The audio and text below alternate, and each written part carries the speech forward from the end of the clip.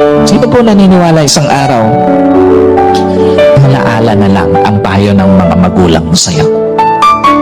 At sino po naniniwala isang araw, yung nanay na kasama mo ngayon, maaaring katabi mo ngayon, yung tatay na kasama mo ngayon, isang araw, aalalahanin mo na lang din. Hindi kayo forever na magkasama.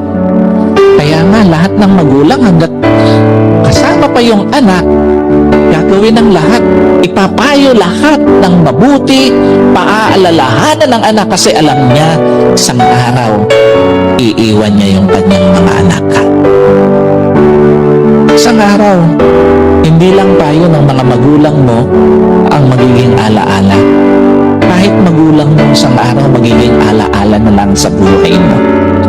Kaya nga napakapalad mo kung may magulang ka pa ngayon na kasama, may magulang ka pa ngayon na nagpapayo sa'yo, may magulang ka pa na nagpapaalala sa'yo. Kasi